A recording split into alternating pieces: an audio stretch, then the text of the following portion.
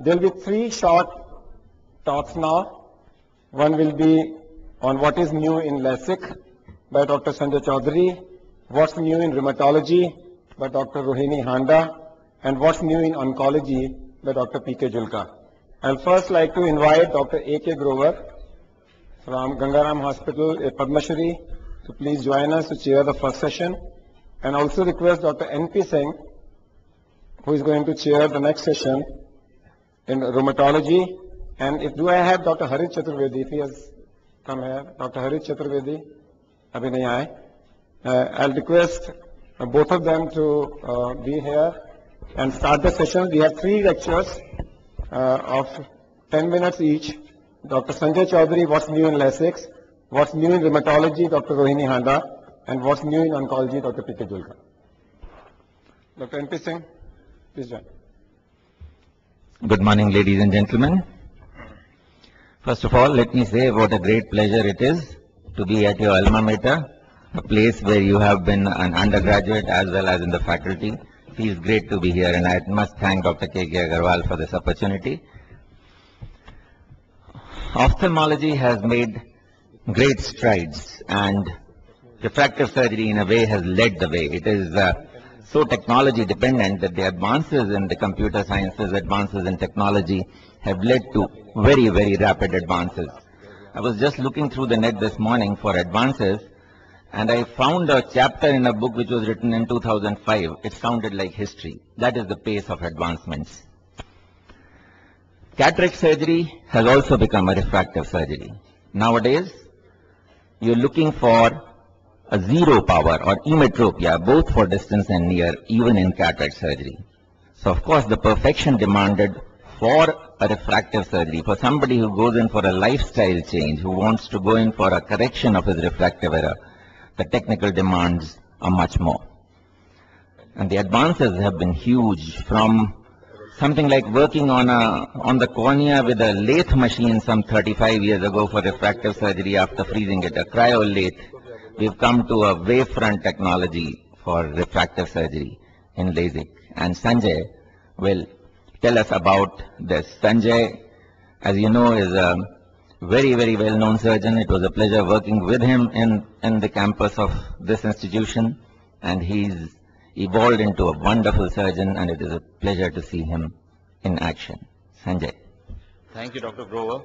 I must also comment that I've been a part of this institution at NAMC. And Dr. Grover was my teacher and mentor when I was working with him here in JNAC.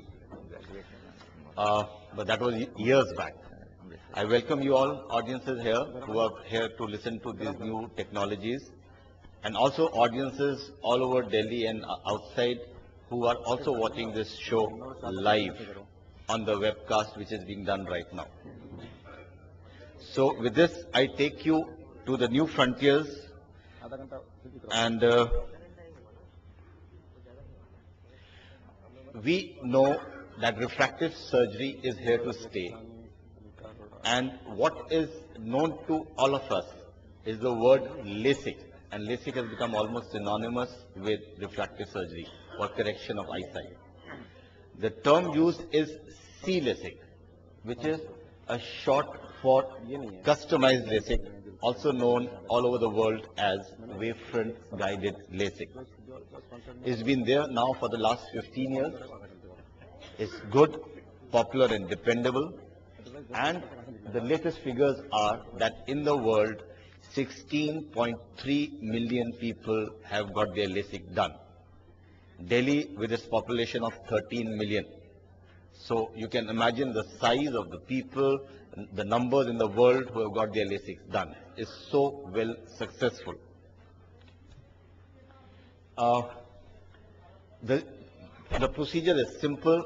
We pick up a corneal flap, which is about 180 microns thick. Then we ablate the cornea to do the correction. And for a 7 diopter of correction, we use up about 100 microns of the corneal tissue.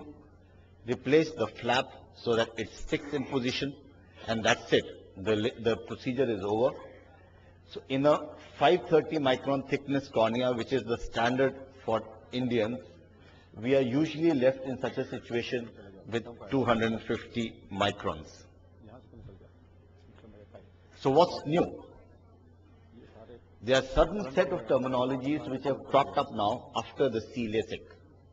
That's SBK stands for subbominus keratomelusis, I LASIK, ICL, bioptics. So these are these four terminologies which are being talked about. So what I'm showing you now is an OCT section of the cornea. And if this is the normal thickness of the cornea, which is about 530 microns, if you see this plane, this is the plane of picking up the flap. So this is about 180, 190 microns. And this is the residual stroma which is left. Now in this residual stroma, we remove another 100 microns to do the correction. And then the situation is something like this. This is the flap thickness. This is the residual stroma. This is the plane of incision.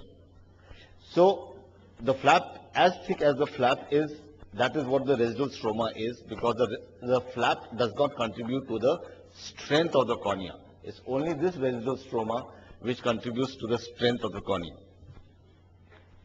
So what is desired when we look at something new? We desire that the residual cornea should be as thick as possible, at least 300 microns thick. And the reasons: better strength of the eye and reduced risk of ectasia.